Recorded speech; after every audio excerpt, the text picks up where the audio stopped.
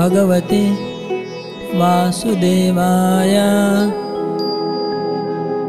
षोडशोऽध्याय। श्रीभगवानुवाच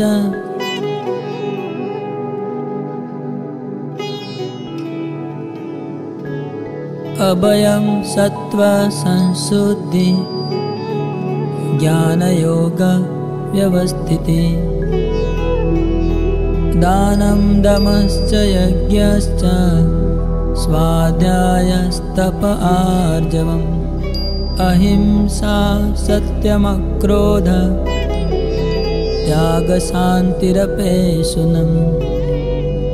दयाभूतेष्वलोलुप्त्वं मार्दवं ह्रीरचापलम्। तेजक्षमा धृतिः शौचम् अद्रोहो नातिमानिता। भवन्ति सम्पदं देवीम् अभिजातस्य भारत। अभय सत्व संसिद्धि ज्ञाने अवस्थान। दान दम যজ্ঞয়া সাধ্যায় তপান। সরলতা সত্যয়ার অহিংসায় ক্রোধ। ত্যাগ শান্তি দয়ায়ার পরনিন্দারোধ। অললুপতা মৃদুতা তেজ চপল। ক্ষমা ধৃতি শৌচ বাহ্রী অদ্রোহ সকল। অভিমান শূন্যতা সে 26 যে গুণ। সম্পদ সে হয় তার যার দৈবীতে জনম। পরমেশ্বর ভগবান বললেন, হে ভারত, ভয় শূন্যতা, সত্তার পবিত্রতা, পারমার্থিক জ্ঞানের অনুশীলন, দান, আত্মসংযম, যজ্ঞ অনুষ্ঠান, বৈদিক শাস্ত্র অধ্যয়ন, তপশ্চর্যা, সরলতা, অহিংসা, সত্যবাদিতা, ক্রোধশূন্যতা, বৈরাগ্য, শান্তি, অন্যের দোষ দর্শন না করা, সমস্ত জীবে দয়া, লোভহীনতা, মৃদুতা, লজ্জা, অচপলতা, তেজ, ক্ষমা, ধৈর্য, শৌচ, মাৎসর্য শূন্যতা, অভিমান শূন্যতা, এই সমস্ত গুণগুলি দিব্যভাব সমন্বিত ব্যক্তিদের মধ্যে দেখা যায়। তাৎপর্য: পঞ্চদশ অধ্যায়ের শুরুতেই অশক্ত বৃক্ষবৎ এই জড়জগতের বর্ণনা করা হয়েছে। তার শাখামূলগুলিকে জীবের মঙ্গলজনক ও অমঙ্গলজনক বিভিন্ন কর্মের সঙ্গে তুলনা করা হয়েছে। নবম অধ্যায়ে দেব ও অসুরদের কথা বর্ণনা করা হয়েছে।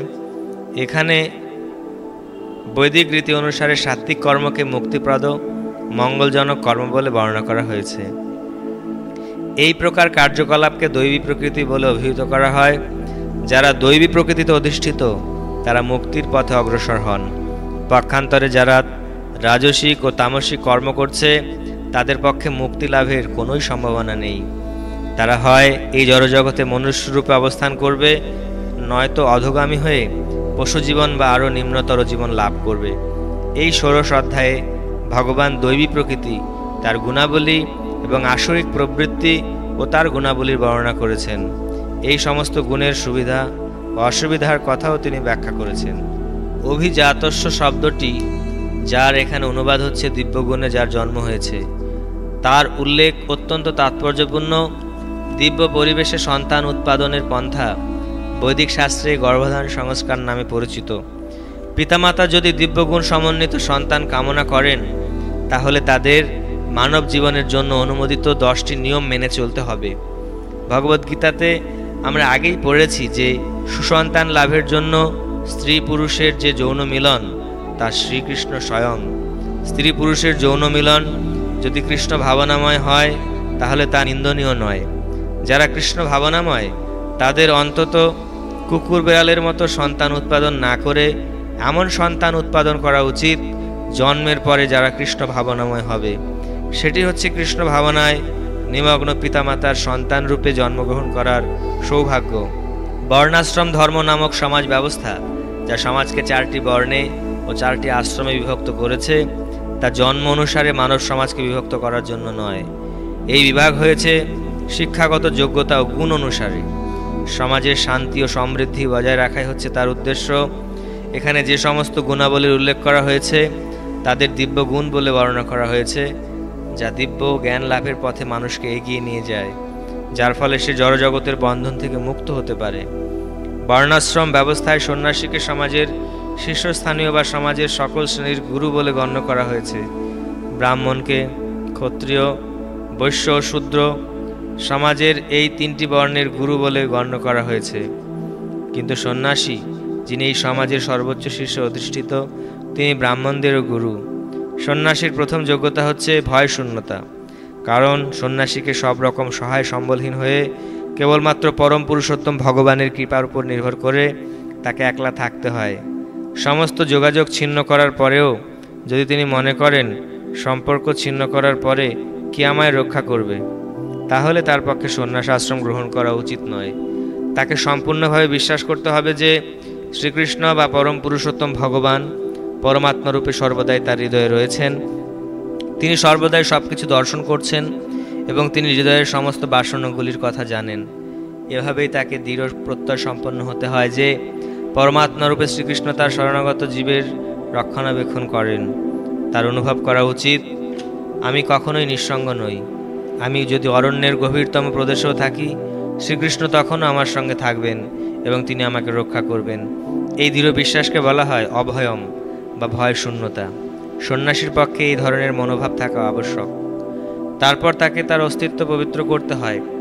সন্ন্যাস জীবনে পালনীয় বহু নিয়মকানুন আছে। সেগুলির মধ্যে সবথেকে গুরুত্বপূর্ণ হচ্ছে কোনো স্ত্রীর সঙ্গে কোনো রকম অন্তরঙ্গ সম্বন্ধ থাকা কোনো সন্ন্যাসীর পক্ষে সর্বতভাবে বর্জনীয়। কোন নির্জন স্থানে কোনো স্ত্রীলোকের সঙ্গে কথা বলাও তার পক্ষে নিষিদ্ধ। শ্রীচৈতন্য মহাপ্রভু ছিলেন আদর্শ সন্ন্যাসী। তিনি যখন পুরীতে ছিলেন তখন মহিলা ভক্তেরা তাকে প্রণাম করার জন্য তার কাছেও আসতে পারত না। তাদের দূর থেকে তাকে প্রণাম জানাতে বলা হতো। এটি স্ত্রী জাতির প্রতি ঘৃণা প্রকাশ নয়, এটি হচ্ছে সন্ন্যাসীর প্রতি স্ত্রী সঙ্গ না করার যে কঠোর নির্দেশ আছে তারই দৃষ্টান্ত। জীবন পবিত্র করে গড়ে তোলার জন্য ভিন্ন ভিন্ন বর্ণ ও আশ্রমের বিধিনিষেধগুলি মেনে চলতে হয়। সন্ন্যাসীর পক্ষে স্ত্রী সঙ্গ এবং ইন্দ্রিয় সুখ ভোগের জন্য অর্থ সঞ্চয় সম্পূর্ণভাবে নিষিদ্ধ। শ্রী চৈতন্য মহাপ্রভু নিজেই ছিলেন আদর্শ সন্ন্যাসী এবং তার জীবন থেকে আমরা জানতে পারি যে স্ত্রীলোকদের ব্যাপারে তিনি অত্যন্ত কঠোর ছিলেন।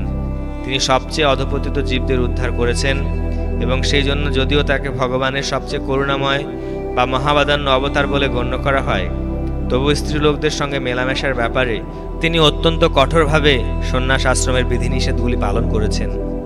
ছোট হরিদাস ছিলেন তার অন্তরঙ্গ পার্শ্বদের মধ্যে একজন, কিন্তু কোনো কারণবশত এই ছোট হরিদাস একবার এক মহিলার প্রতি কামপূর্ণ দৃষ্টিপাত করেন এবং শ্রী চৈতন্য মহাপ্রভু এত কঠোর ছিলেন যে তিনি তৎক্ষণাৎ তাকে তার ঘনিষ্ঠ পার্শ্বদ মণ্ডলী থেকে পরিত্যাগ করেন। শ্রী চৈতন্য মহাপ্রভু বলেন, সন্ন্যাসী অথবা যিনি মায়ার বন্ধন থেকে মুক্ত হয়ে চিন্ময় প্রকৃতি ভগবদ্ধামে ফিরে যাওয়ার প্রয়াসী, তার পক্ষে ইন্দ্রিয় তৃপ্তির জন্য পার্থিব সম্পদ ভোগ এবং স্ত্রীলোকের প্রতি দৃষ্টিপাত করা সম্পূর্ণভাবে বর্জনীয়। তাদের উপভোগ না করলেও যদি কেবল সেই প্রবৃত্তি নিয়ে তাদের প্রতি দৃষ্টিপাত করা হয়, তা এতই নিন্দনীয় যে এই অবৈধ বাসনাকে মনে স্থান দেওয়ার আগে আত্মহত্যা করা উচিত। সুতরাং এগুলি হচ্ছে পবিত্র হওয়ার পন্থা। পরবর্তী বিষয়টি হচ্ছে জ্ঞান ও যোগ ব্যবস্থিতি, জ্ঞানের অনুশীলনে নিযুক্ত হওয়া। সন্ন্যাস জীবনের উদ্দেশ্য হচ্ছে গৃহস্থ ও অন্যেরা যারা তাদের পারমার্থিক জীবনের কথা ভুলে গেছে তাদের মাঝে জ্ঞান বিতরণ করা।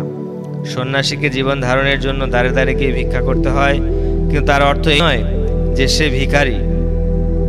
দিব্যস্তরে অধিষ্ঠিত পুরুষের একটি গুণ হচ্ছে দৈন্য এবং সেই দীনতার বশবর্তী হয়ে সন্ন্যাসী দ্বারে দ্বারে গমন করেন। ঠিক ভিক্ষার উদ্দেশ্য নয়, গৃহস্থদের কাছে গিয়ে তাদের কৃষ্ণ চেতনা জাগিয়ে তোলার জন্য। সেটি হচ্ছে সন্ন্যাসীর ধর্ম। তিনি যদি যথার্থই উন্নত হন এবং তার গুরুর দ্বারা আদিষ্ট হন, তাহলে যুক্তি উপলব্ধির মাধ্যমে তার কৃষ্ণ ভাবনামৃত প্রচার করা উচিত, এবং তিনি যদি তত উন্নত না হন তাহলে তার পক্ষে সন্ন্যাস গ্রহণ করা উচিত নয়। কিন্তু যথেষ্ট জ্ঞান না থাকা সত্ত্বেও যদি তিনি সন্ন্যাস আশ্রম গ্রহণ করে থাকেন, তাহলে জ্ঞান লাভ করার জন্য তার উচিত সদ্গুরুর কাছ থেকে সর্বক্ষণ কৃষ্ণ কথা শ্রবণ করা। সন্ন্যাসীর উচিত অভয় হয়ে সংশুদ্ধি লাভ করে জ্ঞানযোগে অধিষ্ঠিত হওয়া। তারপরের বিষয়টি হচ্ছে দান। দান করা গৃহস্থদের কর্তব্য। দান করা গৃহস্থের কর্তব্য। গৃহস্থদের কর্তব্য হচ্ছে সৎ উপায়ে অর্থ উপার্জন করে জীবিকা নির্বাহ করা এবং আয়ের অর্ধাংশ সমস্ত বিশ্ব জুড়ে কৃষ্ণ ভাবনামৃত প্রচারের জন্য দান করা। গৃহস্থদের কর্তব্য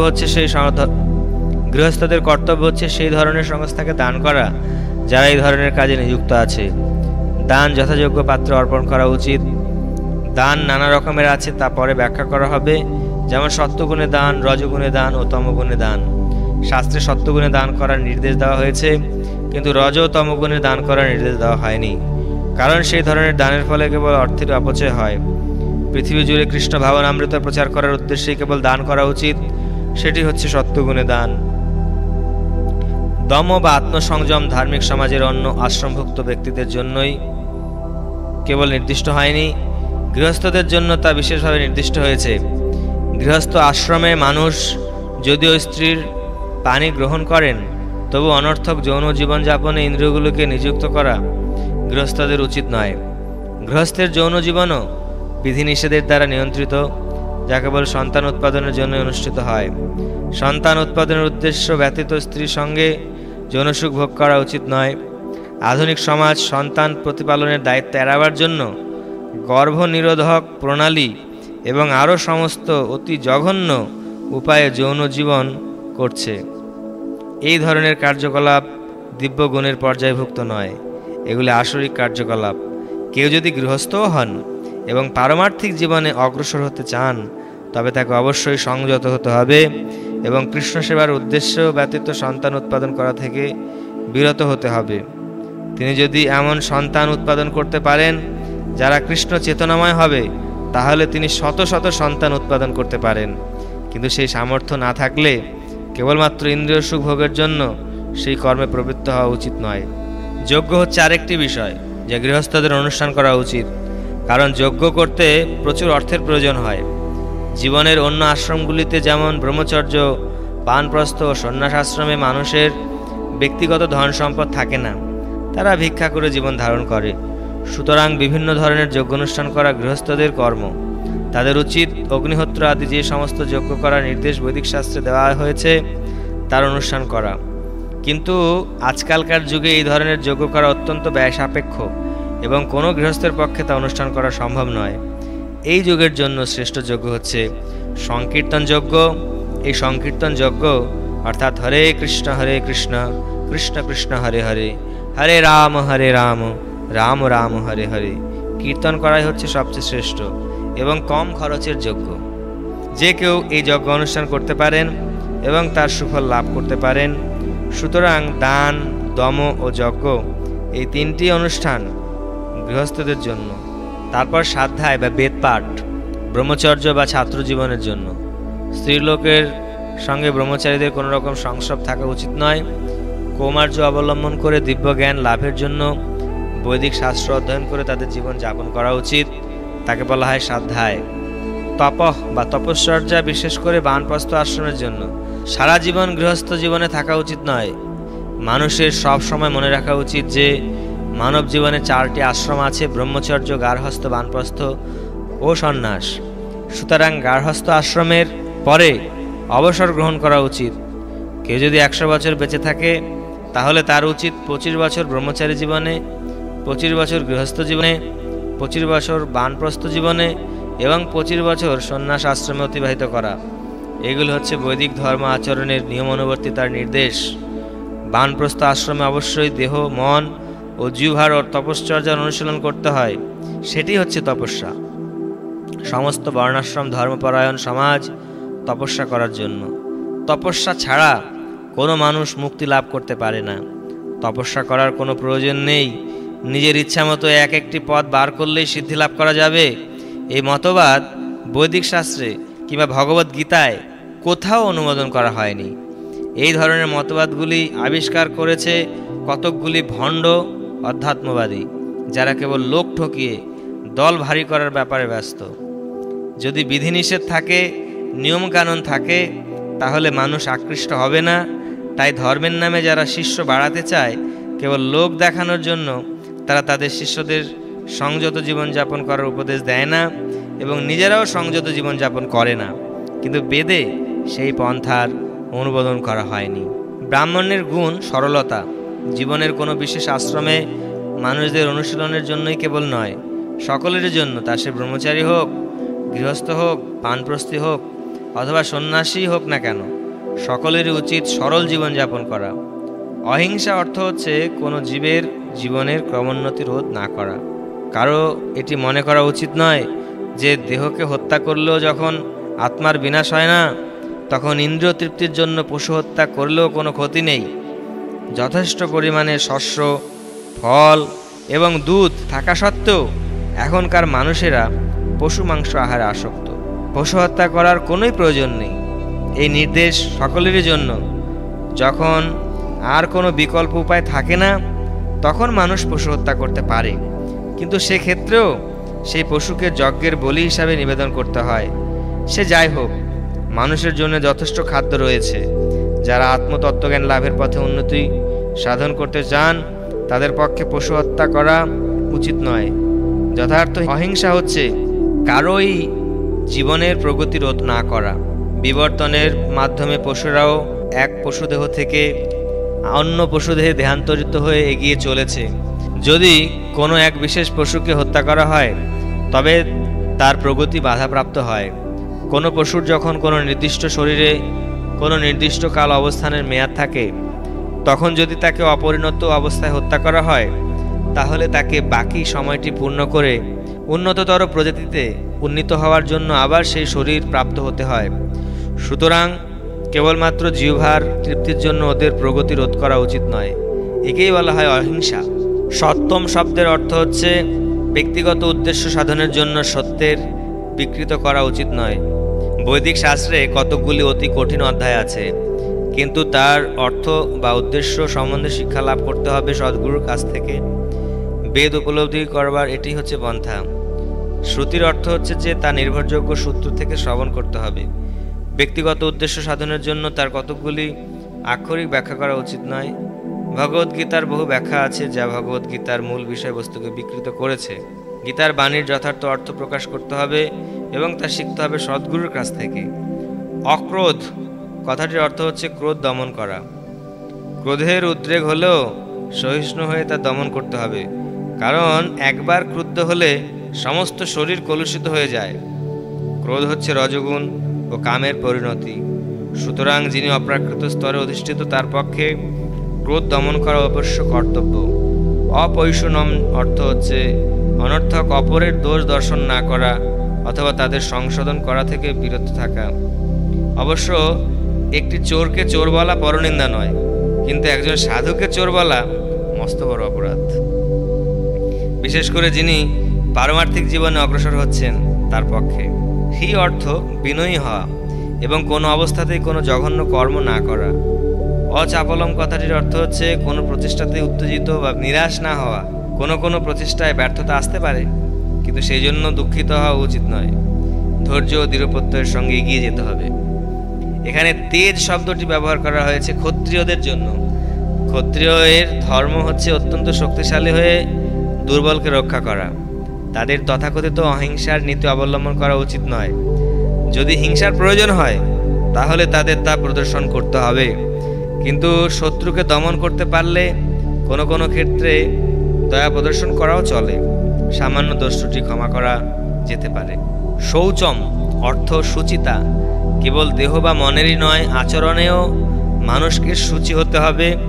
এটি বিশেষ করে বৈশ্যদের জন্য। তাদের কালোবাজারি করে অর্থ উপার্জন করা উচিত নয়। নাতিমানিতা অর্থাৎ অভিমান শূন্যতা বা সম্মানের আকাঙ্ক্ষা না করা শূদ্রদের বেলায় প্রযোজ্য। যারা বৈদিক নির্দেশ অনুসারে চতুর্বর্ণের সর্বনিম্ন অনর্থক দম্ভ বা অভিমানে তাদের মত্ত হওয়া উচিত নয়।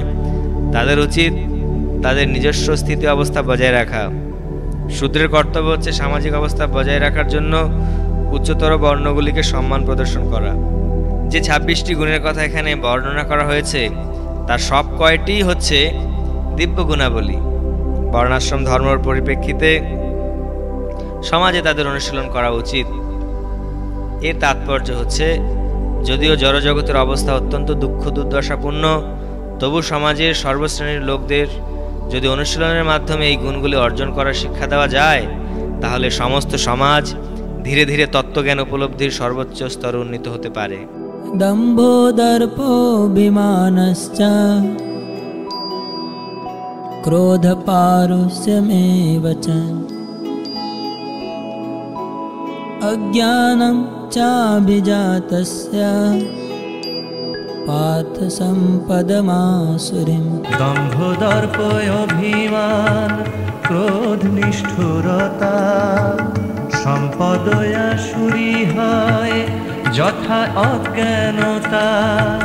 হে পার্থ, দম্ভ, দর্প, অভিমান, ক্রোধ, রূঢ়তা ও অবিবেক এই সমস্ত সম্পদ আসরিক ভাবাপন্ন ব্যক্তিদের লাভ হয়।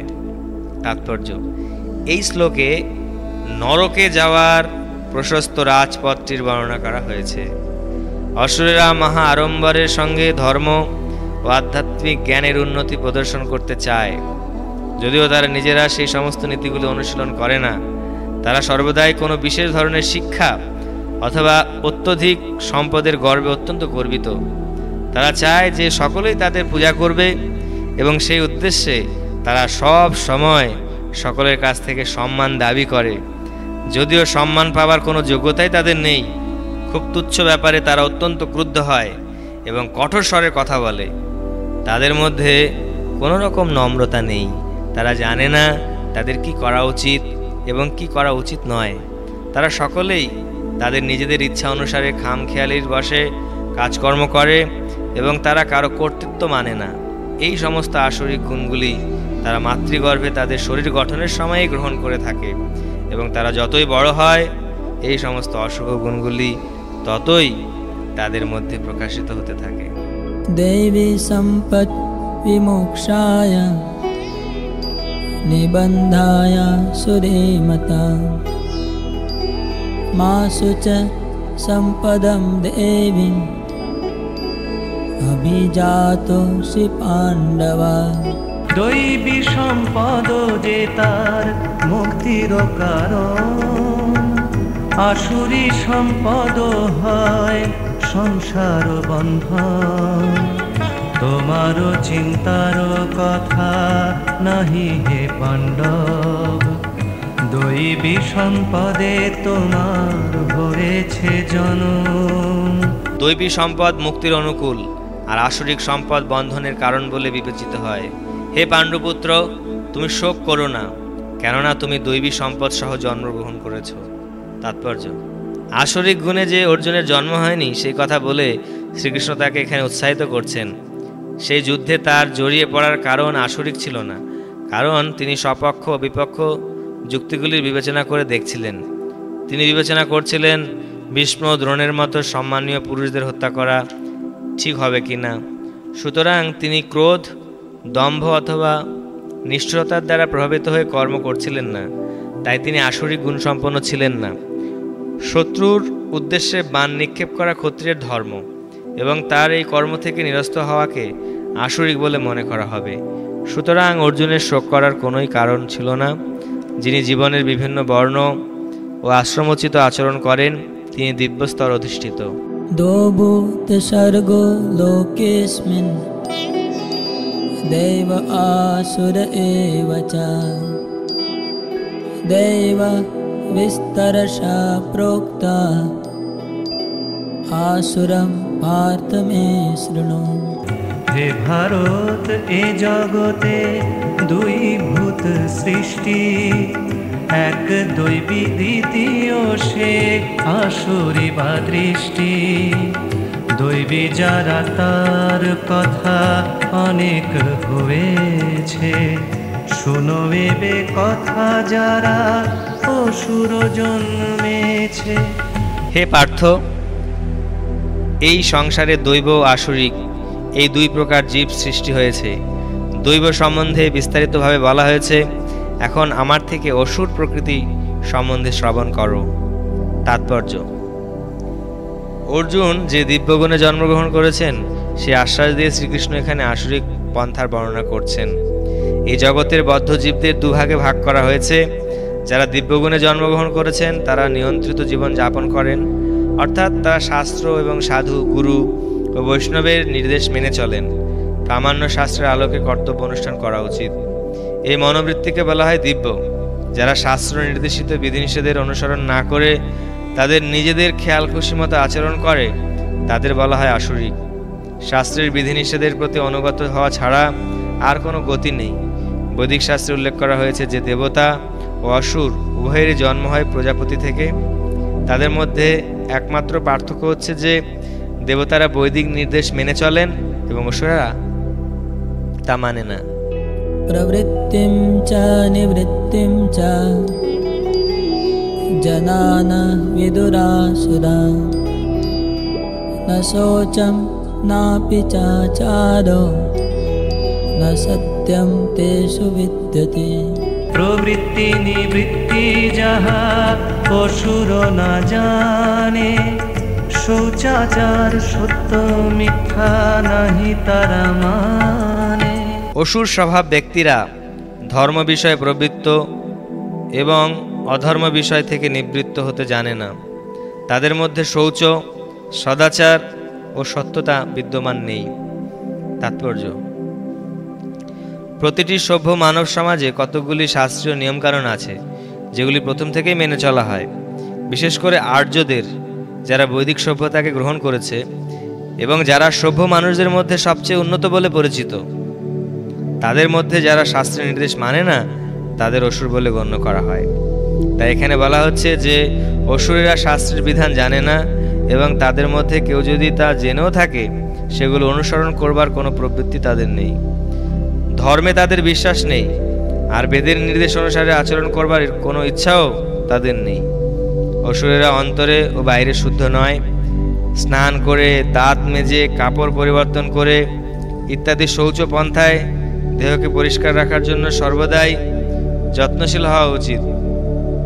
অন্তরের পরিচ্ছন্নতার জন্য সর্বদাই ভগবানের পবিত্র নাম স্মরণ করা উচিত এবং হরে কৃষ্ণ কৃষ্ণ কৃষ্ণ হরে হরে, হরে রাম রাম রাম হরে হরে এই মহামন্ত্র কীর্তন করা উচিত। বাইরের ও অন্তরের পরিচ্ছন্নতার এই সমস্ত নিয়মগুলি অনুসরণ করার কোনো প্রবৃত্তি অসুরদের নেই। মানুষের আচরণ যথাযথভাবে পরিচালিত করার জন্য অনেক নিয়ম ও বিধান আছে। যেমন মনুসংহিতা হচ্ছে মনুষ্য জাতির আইন শাস্ত্র। এমনকি আজও পর্যন্ত হিন্দুরা মনুসংহিতা অনুসরণ করে। উত্তরাধিকারের আইন ও অন্য অনেক আইন এই গ্রন্থ থেকে নিরূপণ করা হয়েছে।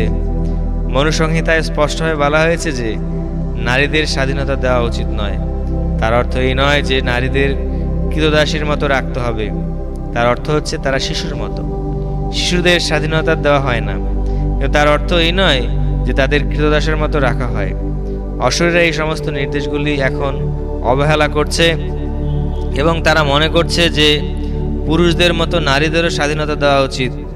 সে যাই হোক, নারীদের এই স্বাধীনতা পৃথিবীর সমাজ ব্যবস্থাকে উন্নত করতে পারেনি। প্রকৃতপক্ষে জীবনের প্রতিটি স্তরে নারীদের রক্ষণাবেক্ষণ করা উচিত। শৈশবে তাদের পিতামাতার, যৌবনে পতির এবং বার্ধক্যে উপযুক্ত সন্তানদের তত্ত্বাবধানে থাকা উচিত। মনুসংহিতার নির্দেশ অনুসারে এটি হচ্ছে যথার্থ সামাজিক আচরণ। কিন্তু আধুনিক শিক্ষা ব্যবস্থা কৃত্রিমভাবে নারী জীবনের ধারণাকে গর্ভস্ফীত করবার উপায় উদ্ভাবন করেছে এবং তাই আজকের মানব সমাজে বিবাহ ব্যবস্থা প্রায় লোপ পেতে বসেছে। আধুনিক যুগের নারীদের নৈতিক চরিত্র অত্যন্ত অধঃপতিত হয়েছে। সুতরাং অসুরেরা সমাজের মঙ্গলের জন্য যে সমস্ত নির্দেশ তা গ্রহণ করে না এবং যেহেতু তারা মহর্ষিদের অভিজ্ঞতা এবং মুনি ঋষিদের প্রদত্ত আইন কানুনগুলি মেনে চলে না, তাই আসরিক ভাবাপন্ন মানুষদের সামাজিক অবস্থা অত্যন্ত দুর্দশাগ্রস্ত হয়। असत्यम अप्रतिष्ठं ते जगदाहुरनीश्वरम् अपरस्परसम्भूतं किमन्यत् कामहेतुकम्।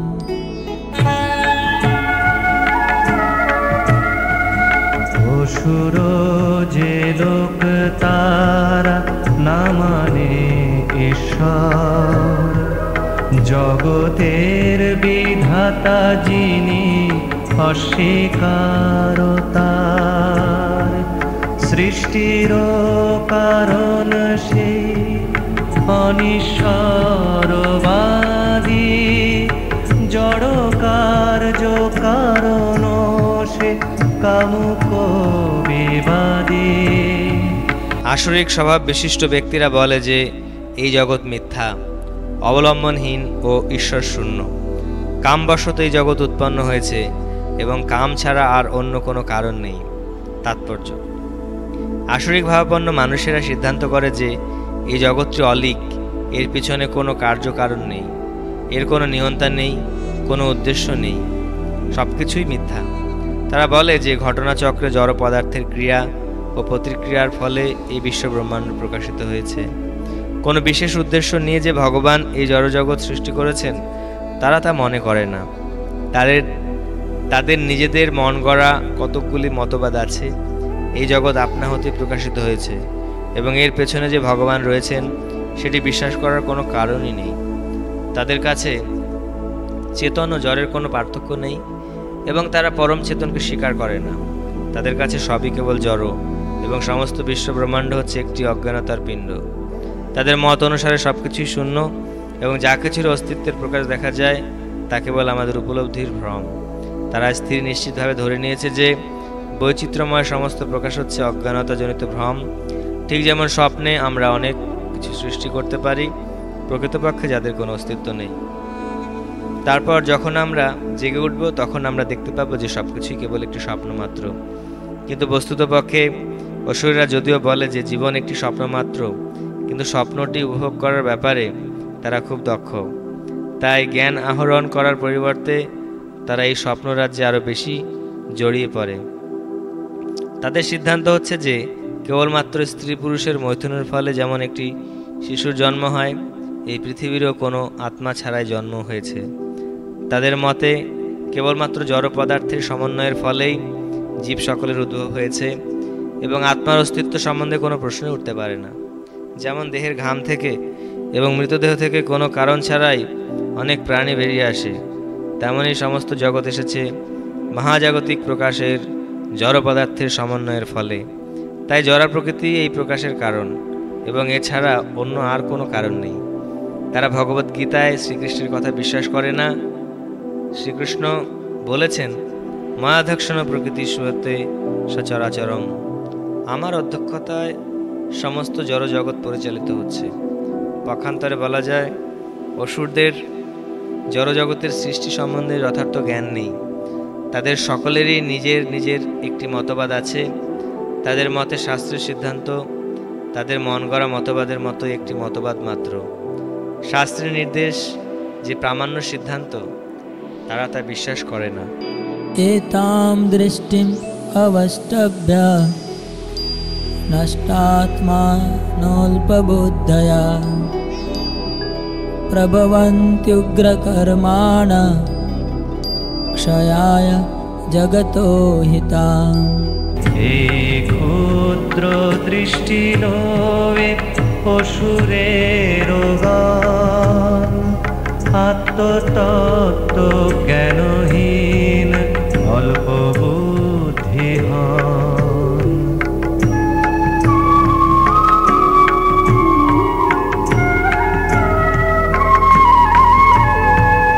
উগ্র কর্মে উৎসাহ তার জগত আহিত, ক্ষয়কার যে পটু তারা হয় প্রভাবিত।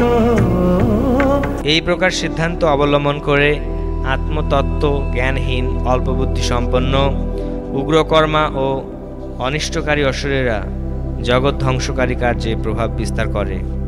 তাৎপর্য: আসরিক ভাবাপন্ন মানুষেরা যে ধরনের কাজকর্মে নিযুক্ত তা পৃথিবীকে ধ্বংসের পথে নিয়ে যাবে। ভগবান এখানে বলেছেন যে তারা অল্পবুদ্ধি সম্পন্ন। জড়বাদীরা যাদের ভগবান সম্বন্ধে কোনো জ্ঞানই নেই তারা মনে করে যে তারা উন্নত, কিন্তু ভগবদ্গীতার নির্দেশ অনুসারে তারা অল্পবুদ্ধি সম্পন্ন এবং সব রকমের কাণ্ড জ্ঞানহীন। তারা চরমভাবে এই জড়জগৎকে ভোগ করতে চেষ্টা করে। তাই তারা ইন্দ্র সুখ ভোগের জন্য সর্বদাই কিছু না কিছু আবিষ্কার করতে ব্যস্ত। এই ধরনের জড় আবিষ্কারগুলিকে মানব সভ্যতার উন্নতি বলে মনে করা হচ্ছে, কিন্তু তার ফলে মানুষেরা আরও বেশি নিষ্ঠুর ও হিংস্র হয়ে উঠছে, পশুর প্রতি নিষ্ঠুর হয়ে উঠছে এবং অন্য মানুষের প্রতি নিষ্ঠুর হয়ে উঠছে। পরস্পরের মধ্যে কী রকম আচরণ করা উচিত তার কোনো ধারণাই তাদের নেই। আসুরিক মানুষদের মধ্যে পশু হত্যার প্রবণতা অত্যন্ত প্রবল।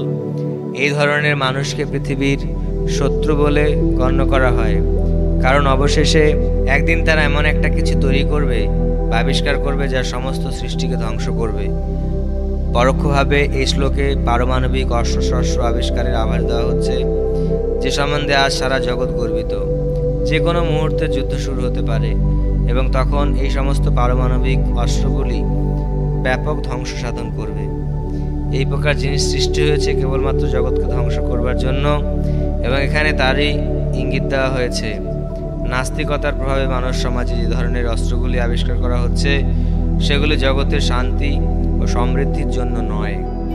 কামমাশ্রিত্য দুষ্পুরম দম্ভমানমদান্বিতা মোহাদ গৃহীত্বা শতগ্রাহান প্রবর্তন্তে শুচিব্রতা। দুষ্পুর আশ্রয় কাম দম্ভ মদান্বিত মোহগ্রস্ত অসদ্গ্রাহ অশুচিব্রত। সেই আসরিক ব্যক্তিগণ দুষ্পূরণীয় কামকে আশ্রয় করে দম্ভ, মান ও মদমত্ত হয়ে অসুচি কার্যে ব্রতী হয় এবং মোহবশত অসৎ বিষয়ে প্রবৃত্ত হয়। তাৎপর্য: এখানে আসরিক মনোবৃত্তির বর্ণনা করা হয়েছে। অসুরদের কাম কখনো তৃপ্ত হয় না। তাদের জাগতিক সুখভোগের তৃপ্তিহীন বাসনা ক্রমান্বয়ে বর্ধিত হতে থাকে। যদিও অনিত্য বস্তু গ্রহণ করার ফলে তারা সর্বদাই উৎকণ্ঠায় পূর্ণ, তবুও মোহের বশে তারা এই ধরনের কাজকর্মে প্রতিনিয়তই নিযুক্ত থাকে। তাদের কোনো রকম জ্ঞান নেই এবং তারা বুঝতে পারে না যে তারা ভুল পথে এগিয়ে চলেছে। অনিত্য বস্তুকে গ্রহণ করার ফলে তারা সর্বদাই উৎকণ্ঠায় পূর্ণ, তবুও মোহের বশে তারা এই ধরনের কাজকর্মে প্রতিনিয়তই নিযুক্ত থাকে। তাদের কোনো রকম জ্ঞান নেই এবং তারা বুঝতে পারে না যে তারা ভুল পথে এগিয়ে চলেছে। অনিত্য বস্তুকে গ্রহণ করার ফলে এই ধরনের আসরিক মানুষেরা তাদের মন গড়া ভগবান তৈরি করে, তাদের মন গড়া মন্ত্র তৈরি করে এবং তা কীর্তন করে। তার ফলে তারা জড়জগতের দুটি বস্তুর প্রতি আরও বেশি করে আকৃষ্ট হতে থাকে: যৌন সুখভোগ এবং জড় সম্পদ সঞ্চয়।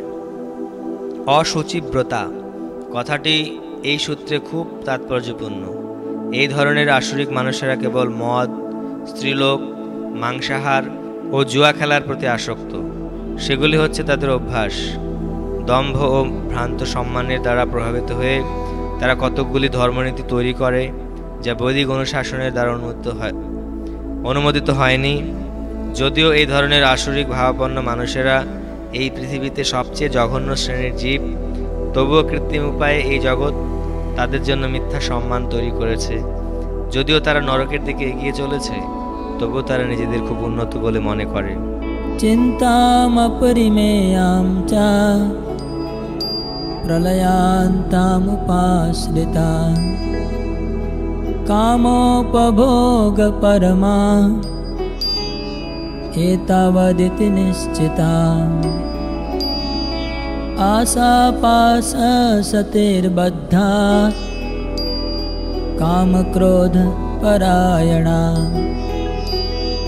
इहन्ते कामभोगार्थम् अन्यायेन अर्थसञ्चया। অপরে ও চিন্তা তার যতদিন বাঁচে, কাম মাত্র উপভোগ হৃদয়েতে আছে। শত শত আশা পাশ শুধু কাম ক্রোধ, কাম ভোগ লাগি অর্থ অন্য সে বিরোধ, অন্যায় সে করে নিত্য সঞ্চয়েতে, চিত্ত তার নিত্য বিদ্ধ অসৎ কার্যেতে। অপরিমেয় দুশ্চিন্তার আশ্রয় গ্রহণ করে মৃত্যুকাল পর্যন্ত ইন্দ্রিয় সুখ ভোগকেই তারা তাদের জীবনের চরম উদ্দেশ্য বলে মনে করে। এভাবেই শত শত আশাপাশে আবদ্ধ হয়ে কাম ও ক্রোধ পরায়ণ হয়ে তারা কাম উপভোগের জন্য অসৎ উপায়ে অর্থ সঞ্চয়ের চেষ্টা করে। তাৎপর্য: অসুরেরা মনে করে যে ইন্দ্রিয় সুখ ভোগ করাই হচ্ছে জীবনের চরম লক্ষ্য এবং মৃত্যু পর্যন্ত তারা এই ভাবধারা পোষণ করে চলে। তারা জন্মান্তরে বিশ্বাস করে না এবং কর্ম অনুসারে জীব যে ভিন্ন ভিন্ন রকমের শরীর প্রাপ্ত হয় তাও তারা বিশ্বাস করে না। জীবন সম্বন্ধে তাদের সমস্ত পরিকল্পনা কখনো শেষ হয় না। তারা একটির পর একটি পরিকল্পনা করে চলে, কিন্তু কোনোটি পূর্ণ হয় না। এরকম একজন মানুষের সম্বন্ধে আমাদের ব্যক্তিগত অভিজ্ঞতা আছে, যিনি মৃত্যুর সময়ে ডাক্তারকে অনুরোধ করেছিলেন তার আয়ু আরও 4 বছর বাড়িয়ে দেওয়ার জন্য, কারণ তার পরিকল্পনাগুলি তখনও পূর্ণ হয়নি। এই ধরনের মূর্খ লোকেরা জানে না যে ডাক্তার এমনকি এক মুহূর্তের জন্য কারো আয়ু বর্ধিত করতে পারে না। মৃত্যুর পরোয়ানা যখন আসে তখন মানুষের আকাঙ্ক্ষার কোনো বিবেচনাই করা হয় না। প্রকৃতির আইন দৈব নির্ধারিত সময়ের বেশি আর এক মুহূর্ত সময়ও মঞ্জুর করে না। আসরিক ভাবাপন্ন মানুষেরা, যাদের ভগবান বা অন্তর্যামী পরমাত্মার ওপর কোনো বিশ্বাস নেই, তারা কেবল ইন্দ্রতৃপ্তির জন্য সব রকমের পাপ কর্ম করে চলে। তারা জানে না যে তাদের হৃদয়ের অভ্যন্তরে সাক্ষী রূপে একজন বসে আছেন। জীবাত্মার সমস্ত কাজকর্ম পরমাত্মা নিরীক্ষণ করছেন। উপনিষদে সেই সম্বন্ধে বলা হয়েছে, একটি গাছে 2টি পাখি বসে আছে, তাদের মধ্যে একজন সেই গাছের ফলগুলি ভোগ করে এবং অন্যজন তার সমস্ত কার্যকলাপ নিরীক্ষণ করে চলে। কিন্তু যারা আসরিক ভাবাপন্ন, তাদের বৈদিক শাস্ত্র সম্বন্ধে কোনো জ্ঞান নেই এবং সেই সম্বন্ধে বিশ্বাস নেই। তাই তারা পরিণামের বিবেচনা না করে ইন্দ্রতৃপ্তির জন্য যে কোনো কাজ করতে প্রস্তুত থাকে। ইদমদ্য ময়া লব্ধম ইমং প্রাপ্স্যে মনোরথম ইদমস্তি ইদমপি মে ভবিষ্যতি পুনর্ধনম असो मया हतः शत्रु हनिष्ये चापरानपि ईश्वरोऽहम् अहं भोगी सिद्धोऽहं बलवान् सुखी आढ्योऽभिजनवानस्मि कोऽन्योऽस्ति सदृशो मया यक्षे दास्यामि मोदिष्य इत्यज्ञानविमोहिता अनेकचित्तविभ्रान्ता मोहजालसमावृता प्रसक्ता कामभोगेषु पतन्ति नरकेषु च। অতএব অর্থলাভ মনোরথ সিদ্ধি পুনর্বার ভবিষ্যতে হবে অর্থ বৃদ্ধি। সে শত্রু মরিল নিশ্চয়ে মারিব, আমি সে স্বরধ্বনি সে কার্য সাধিব।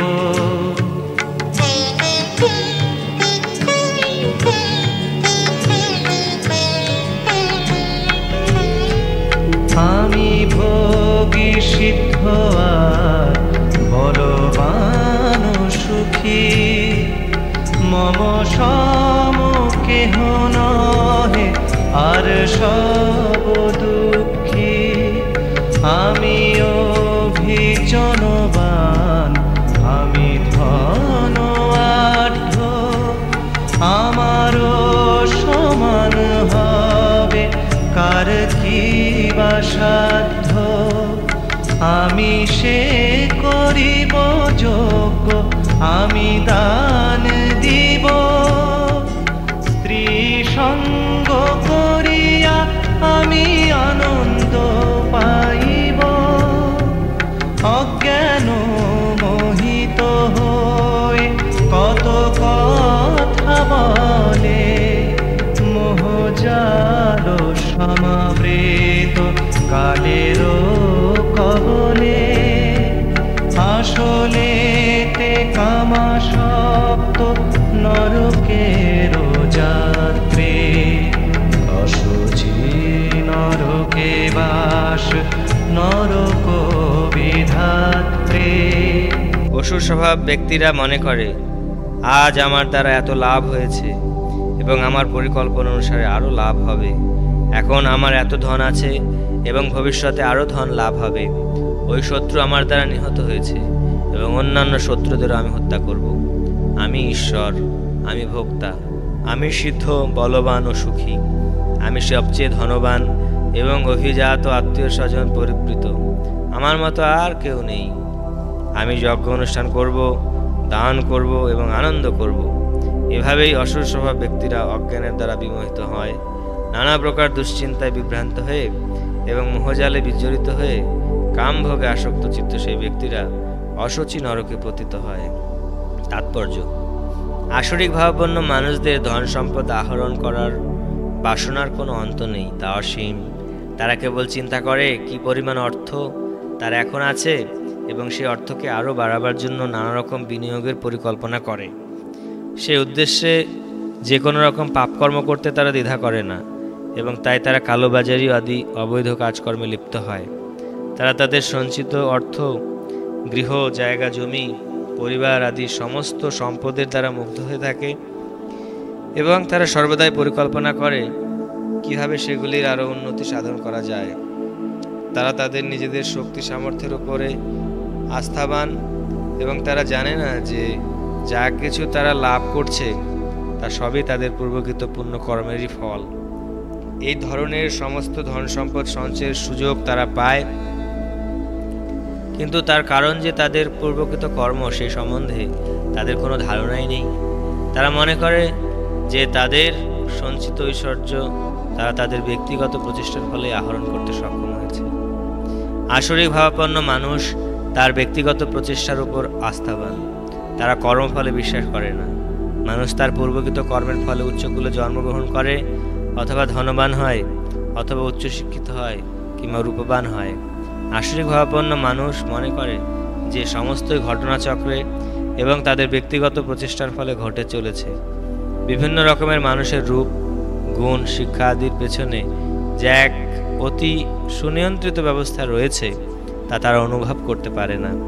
কেউ যদি এই সমস্ত আসরিক মানুষদের প্রতিযোগী হয় তাহলে তারা তাদের শত্রুতে পরিণত হয়। আসরিক ভাবাপন্ন মানুষ অসংখ্য এবং তারা সকলেই একে অপরের শত্রু। এই শত্রুতা গভীর থেকে গভীরতর হতে থাকে। প্রথমে ব্যক্তিগত, তারপর পরিবারে, তারপর সমাজে, অবশেষে এক রাষ্ট্রের সঙ্গে অপর রাষ্ট্রের। তাই জগৎ জুড়ে সর্বদাই বিবাদ, যুদ্ধ, শত্রুতা লেগেই রয়েছে। প্রতিটি আসরিক ভাবাপন্ন মানুষই মনে করে যে অন্য সকলকে বলি দিয়ে সে বেঁচে থাকতে পারে। সাধারণত আসরিক ভাবাপন্ন মানুষেরা নিজেদের পরমেশ্বর ভগবান বলে মনে করে এবং আসরিক প্রচারকেরা তাদের অনুগামীদের বলে, তোমরা ভগবানকে খুঁজছো কেন? তোমরা সকলেই ভগবান। তোমাদের যা ইচ্ছা তাই তোমরা করতে পারো। ভগবানকে বিশ্বাস করো না, ভগবানকে ছুঁড়ে ফেলে দাও, ভগবান মরে গেছে। এইগুলি হচ্ছে আসরিক প্রচার। আসরিক মানুষ যদিও দেখতে পায় যে অন্যেরা তারই মতো বা তার থেকে অধিক বিত্তবান বা ক্ষমতাবান, তবু সে মনে করে যে কেউই তার থেকে অধিক ধনবান বা ক্ষমতা সম্পন্ন নয়। উচ্চতর গ্রহলোকে যাবার জন্য যজ্ঞ করার যে প্রয়োজন তা তারা বিশ্বাস করে না।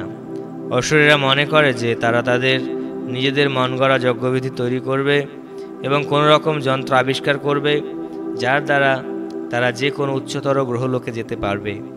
এই ধরনের অসুরদের শ্রেষ্ঠ দৃষ্টান্ত হচ্ছে রাবণ। সে তার অনুগত জনদের বুঝিয়েছিল যে স্বর্গে যাওয়ার জন্য তাদের সে একটি সিঁড়ি তৈরি করে দেবে, যাতে কোনো রকম বৈদিক যজ্ঞানুষ্ঠান না করেই যে কেউ তাতে চড়ে স্বর্গলোকে যেতে পারবে। তেমনি আধুনিক যুগের আসরিক মানুষেরা যান্ত্রিক উপায়ে উচ্চতর লোকে যাওয়ার চেষ্টা করছে। এগুলি হচ্ছে ভ্রান্তির নিদর্শন। ফলে তারা তাদের অজান্তেই নরকের দিকে অধঃপতিত হচ্ছে। এখানে মোহজাল কথাটি অত্যন্ত তাৎপর্যপূর্ণ। জালে যেমন মাছ ধরা হয়, এই মোহরূপ জালে জীবেরা তেমন আবদ্ধ হয়ে আছে এবং তার থেকে বেরিয়ে আসার কোনো উপায় নেই। आत्मसंभाविता स्तब्धा दम्भमानमदान्विता यजन्ते नाम यज्ञेस्ते दम्भेना विधिपूर्वकम्।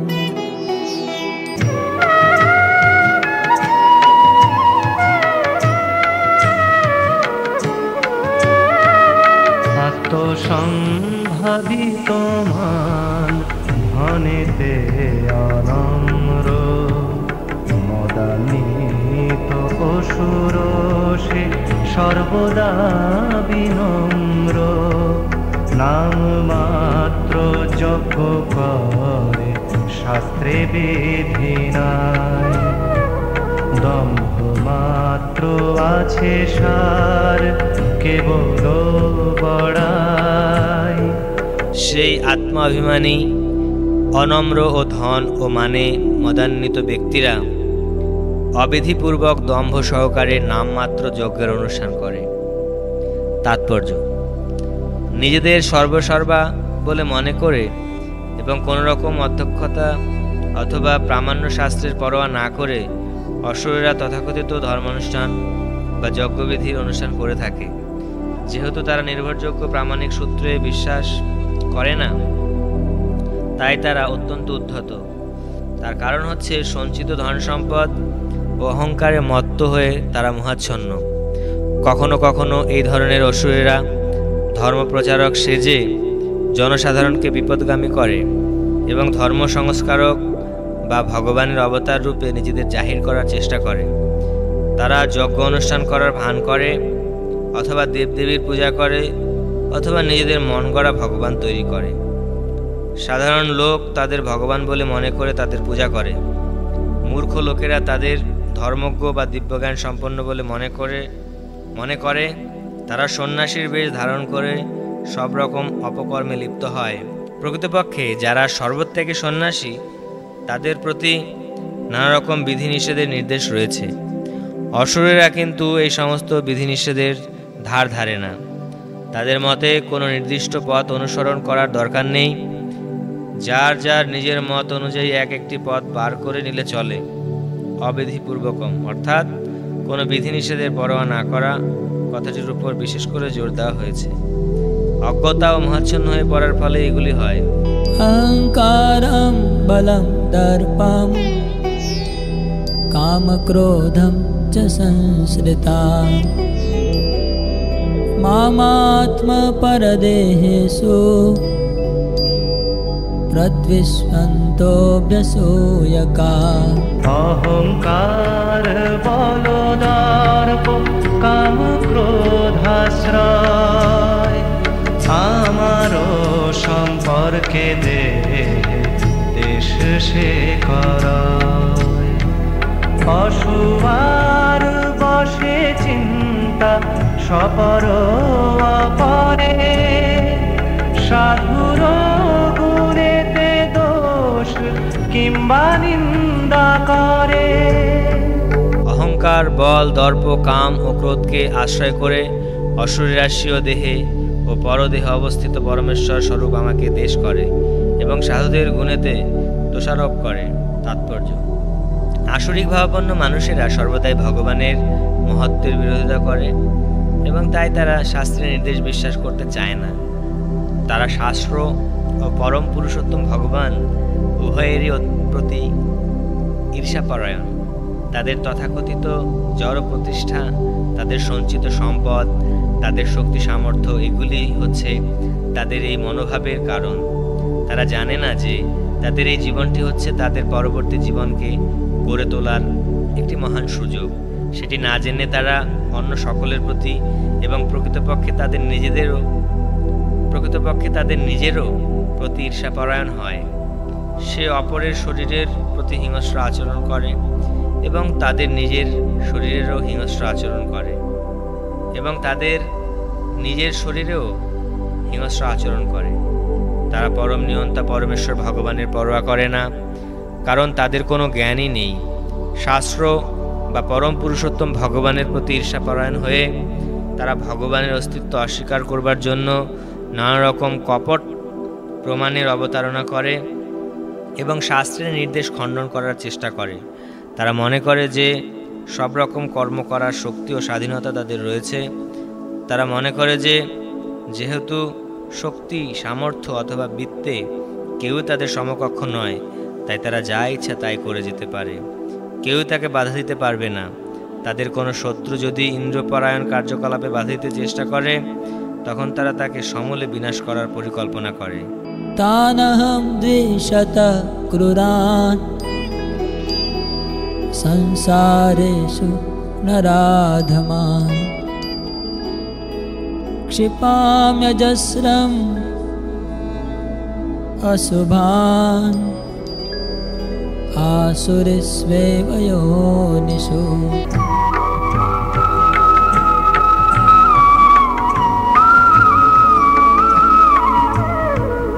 शीशे विदेशी क्रूर नराधम गणे नित्य से क्षेपण करि संसार गहने।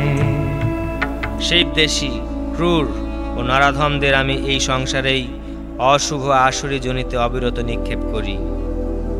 তাৎপর্য: এই শ্লোকে স্পষ্টভাবে উল্লেখ করা হয়েছে যে পরমেশ্বরের ইচ্ছার প্রভাবে জীবাত্মা কোনো বিশেষ শরীর প্রাপ্ত হয়। আসুরিক মানুষেরা ভগবানের পরমেশ্বরত্ব অস্বীকার করে যথেচ্ছাচার করতে পারে, কিন্তু তাদের পরবর্তী জীবন নির্ধারিত হবে পরম পুরুষোত্তম ভগবানের ইচ্ছা অনুসারে, তাদের নিজের ইচ্ছা অনুসারে নয়। শ্রীমদ্ ভাগবতে 3 স্কন্ধে বর্ণনা করা হয়েছে যে মৃত্যুর পরে জীবাত্মা কোনো বিশেষ শরীর প্রাপ্ত হওয়ার জন্য উচ্চতর শক্তির তত্ত্বাবধানে মাতৃজঠরে স্থাপিত হয়। তাই জড়জগতে আমরা পশু, পাখি, কীট, পতঙ্গ, মানুষ আদি নানা রকমের প্রজাতির প্রকাশ দেখতে পাই। এদের প্রকাশ হয়েছে উচ্চতর শক্তির প্রভাবে। ঘটনাচক্রে এদের উদ্ভব হয়নি। অসুরদের সম্বন্ধে এখানে স্পষ্টভাবে বলা হয়েছে যে তারা বারবার অসুরজনী প্রাপ্ত হয় এবং এভাবেই তারা চিরকাল ঈর্ষাপরায়ণ নরাধম রূপে থাকে। এই ধরনের আসরিক জীবন সর্বদাই কামার্ত, সর্বদাই অত্যাচারী ও কুৎসিত এবং সর্বদাই অপরিচ্ছন্ন হয়ে থাকে। তারা ঠিক জঙ্গলের শিকারীদের মতো আসরিক প্রজাতির অন্তর্ভুক্ত। आसुरीं योनिमापन्ना मूढा जन्मनि जन्मनि मामप्राप्येव कौन्तेया ततो यान्त्यधमां गतिम्। असुर जनिते हय जन्म मरण अजस्र अशुभतार जीवन जापन असुरेर घरे जन्मे जन्मे आमाके भुलिया दुखी मरमे मरमे क्रमे क्रमे पाए से अधमा जे गति अक्षम आमाके पेते जेहेतु कुमति। হে কুন্তেয়, জন্মে জন্মে অসুরজনী প্রাপ্ত হয়ে সেই মূঢ় ব্যক্তিরা আমাকে লাভ করতে অক্ষম হয়ে তার থেকে অধম গতি প্রাপ্ত হয়। তাৎপর্য: সকলেই জানে যে ভগবান হচ্ছেন পরম করুণাময়, কিন্তু এখানে আমরা দেখতে পাচ্ছি যে ভগবান অসুরদের প্রতি কখনোই করুণাময় নন।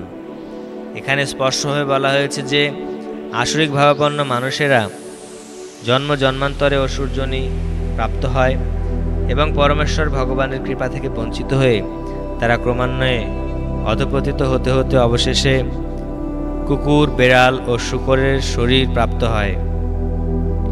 এখানে স্পষ্টভাবে বলা হয়েছে যে এই ধরনের অসুরদের পরবর্তী কোনো জীবনেই ভগবানের কৃপা লাভ করার কিছুমাত্র সম্ভাবনা থাকে না। বেদেও বলা হয়েছে যে এই ধরনের মানুষেরা ক্রমান্বয়ে নিমজ্জিত হতে হতে অবশেষে কুকুর ও শূকরের শরীর প্রাপ্ত হয়। এখন এই সম্বন্ধে বিতর্কের উত্থাপন করে কেউ বলতে পারে যে ভগবান যদি এই সমস্ত অসুরদের প্রতি কৃপাপরায়ণ না হন তাহলে তাকে কৃপাময় বলে জাহির করা উচিত নয়। এর উত্তরে বলা যেতে পারে যে বেদান্ত সূত্রে উল্লেখ আছে পরমেশ্বর ভগবান কাউকে ঘৃণা করেন না। অসুরদের যে সবচেয়ে অধপতিত জীবন দান করেন তাও তার কৃপারই এক রকম প্রকাশ। কখনো কখনো অসুরেরা পরমেশ্বর ভগবানের হাতে নিহত হয়, কিন্তু এভাবেই ভগবানের হাতে নিহত হওয়াও তাদের পক্ষে মঙ্গলজনক। কারণ বৈদিক শাস্ত্র থেকে আমরা জানতে পারি যে ভগবানের হাতে মৃত্যু হলে তৎক্ষণাৎ মুক্তি লাভ হয়। ইতিহাসে রাবণ, কংস, হিরণ্যকশিপু আদি বহু অসুরের কাহিনী বর্ণনা করা হয়েছে। তাদের হত্যা করবার জন্য ভগবান নানা রূপে অবতরণ করেছেন। সুতরাং ভগবানের কৃপা অসুরদের উপরেও বর্ষিত হয় যদি তারা ভগবানের হাতে নিহত হওয়ার সৌভাগ্য অর্জন করে থাকে। ত্রিবিধম নরকস্যেদম দ্বারম নাশনমাত্মনা কামক্রোধস্তথা লোভা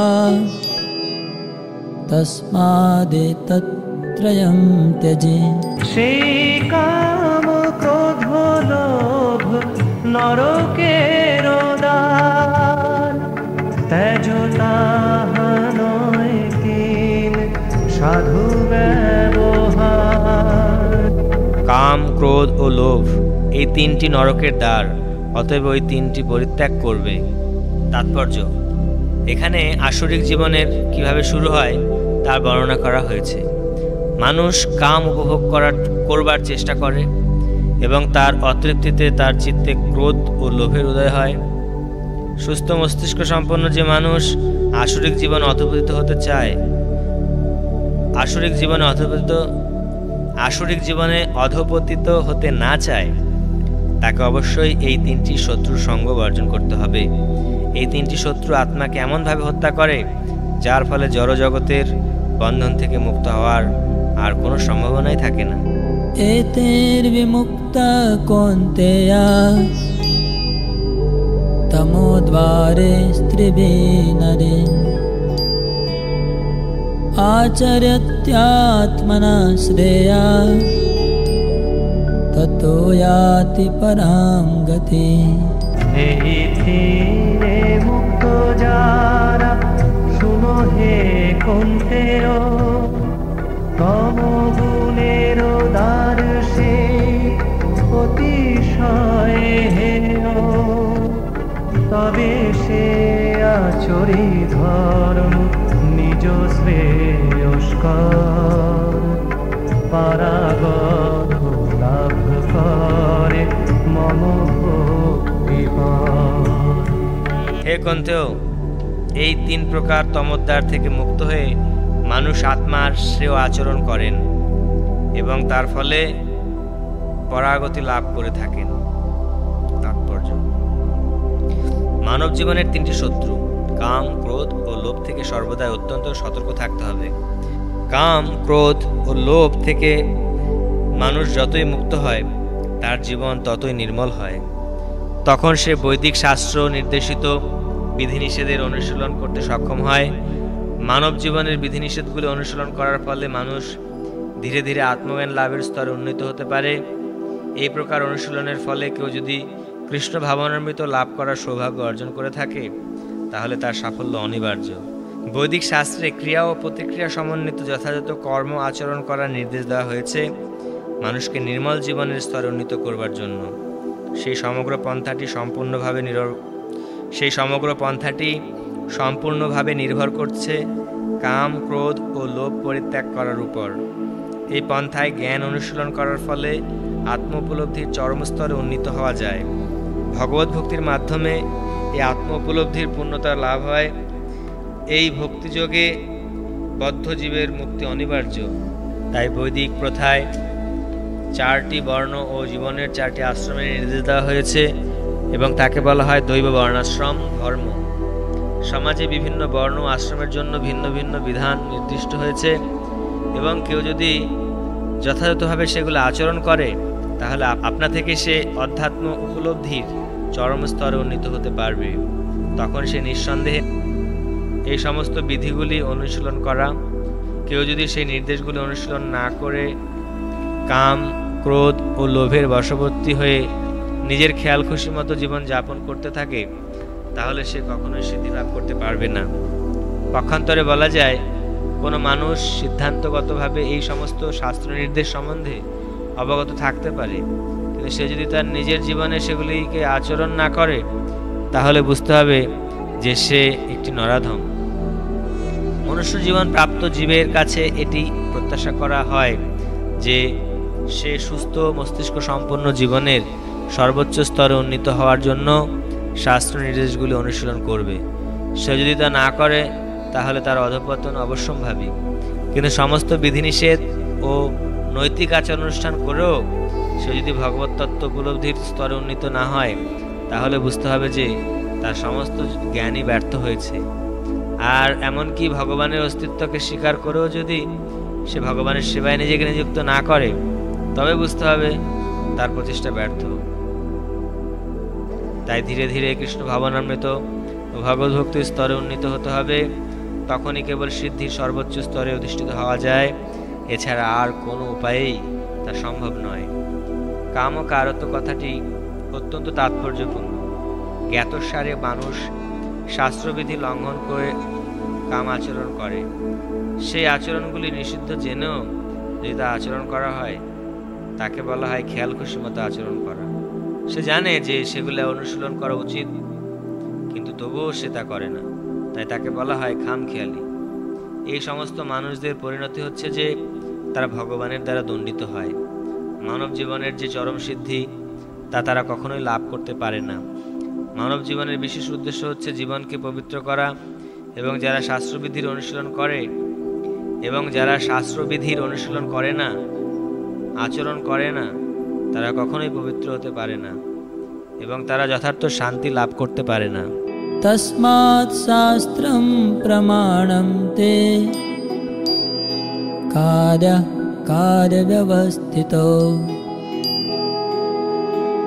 জ্ঞাত্বা শাস্ত্রবিধানোক্তম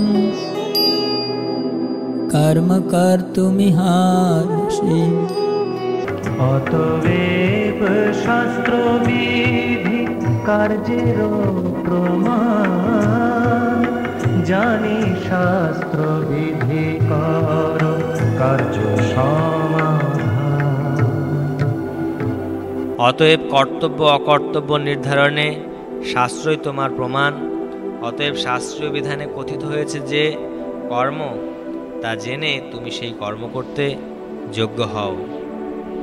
তাৎপর্য: পঞ্চদশ অধ্যায়ে বলা হয়েছে সমস্ত বৈদিক বিধি ও নির্দেশের উদ্দেশ্য হচ্ছে শ্রীকৃষ্ণকে জানা। কেউ যদি ভগবদ্গীতার মাধ্যমে শ্রীকৃষ্ণকে জানতে পেরে কৃষ্ণ ভাবনার অমৃতময় স্তর অধিষ্ঠিত হয়ে ভগবানের সেবায় নিযুক্ত হন, তখন তিনি বৈদিক শাস্ত্র প্রদত্ত জ্ঞানের চরম সিদ্ধির স্তরে উপনীত হয়েছেন। শ্রীচৈতন্য মহাপ্রভু এই পন্থাকে অত্যন্ত সরল করে দিয়ে গেছেন। তিনি মানুষকে কেবল হরে কৃষ্ণ কৃষ্ণ কৃষ্ণ হরে হরে, হরে রাম রাম রাম হরে হরে এই মহামন্ত্র কীর্তন করতে ভক্তিযুক্ত ভগবৎ সেবায় নিযুক্ত হতে এবং ভগবৎ প্রসাদ গ্রহণ করতে নির্দেশ দিয়ে গেছেন। যিনি এভাবেই ভক্তিমূলক কর্মধারায় প্রত্যক্ষভাবে আত্মনিয়োগ করেছেন, তিনি সমস্ত বৈদিক শাস্ত্রাদি অনুশীলন করেছেন বলে বুঝতে হবে। তিনি সঠিকভাবে বৈদিক সিদ্ধান্তে উপনীত হয়েছেন। অবশ্যই যারা কৃষ্ণ ভাবনার অমৃতময় স্তর অধিষ্ঠিত হয়ে ভগবানের সেবায় যুক্ত হতে পারেনি, তাদের পক্ষে বৈদিক শাস্ত্রের নির্দেশ অনুসারে কর্তব্য অকর্তব্য বিচার করে কর্ম করা উচিত। কোনো রকম কুতর্ক না করে বৈদিক নির্দেশ অনুসারে কর্ম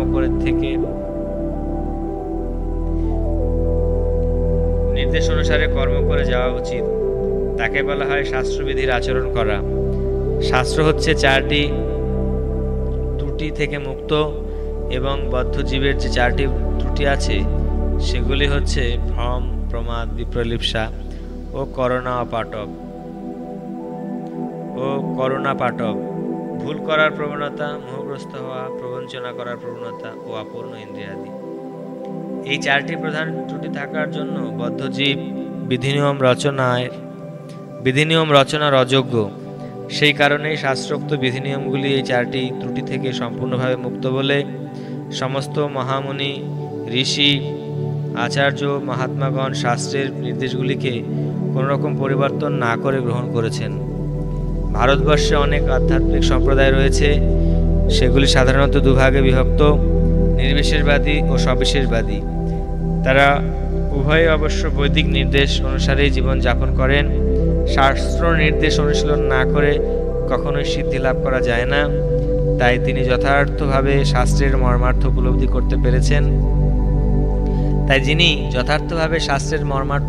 করতে পেরেছেন। তিনিই ভাগ্যবান। পরম পুরুষোত্তম ভগবানকে উপলব্ধি করার পন্থা অবলম্বন না করার ফলেই মানব সমাজে অধঃপতন দেখা দেয়। মানব জীবনেও সেটি হচ্ছে সবচেয়ে গর্হিত অপরাধ। তাই ভগবানের বহিরঙ্গা শক্তি মায়া সর্বদাই আমাদের তিতাব দুঃখ দিয়ে চলেছে। এই বহিরঙ্গা শক্তি জড়া প্রকৃতির ত্রিগুণের দ্বারা গঠিত।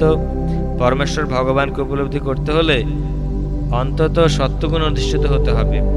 সত্যগুণের স্তরে উন্নীত হতে না পারলে মানুষ রজ তমগুণের স্তরে থেকে যায়, যা আসরিক জীবনের কারণ। যারা রজ তমগুণে আচ্ছন্ন হয়ে আছে তারা শাস্ত্রকে অবজ্ঞা করে, সাধুদের অবজ্ঞা করে এবং পরম পুরুষোত্তম ভগবানকে যথাযথভাবে উপলব্ধি করতেও অবজ্ঞা করে। তারা সদ্গুরুকে অমান্য করে এবং তারা শাস্ত্র নির্দেশের কোনো রকম পরোয়া করে না। ভগবদ্ভক্তির মাহাত্ম্য শ্রবণ করা সত্ত্বেও তারা তার প্রতি আকৃষ্ট হয় না। এভাবেই তারা নিজেদের মন গড়া উন্নতির পন্থা আবিষ্কার করে। এগুলি মানব সমাজের কতগুলি ত্রুটি যা মানুষকে আসরিক জীবনের পথে পরিচালিত করে। কিন্তু সে যদি সদ্গুরুর দ্বারা পরিচালিত হয়ে যথার্থ মঙ্গলের পথ অবলম্বন করে যথার্থ উন্নতির স্তরে উন্নীত হতে পারে, তাহলেই তার জীবন সার্থক হয়। ভক্তি বেদান্ত কহে শ্রী গীতার গান, শুনে যদি শুদ্ধ ভক্ত কৃষ্ণগত প্রাণ। ইতি শ্রী গীতার দৈবাসুর সম্পদ বিভাগ যোগ নামক 16 অধ্যায়।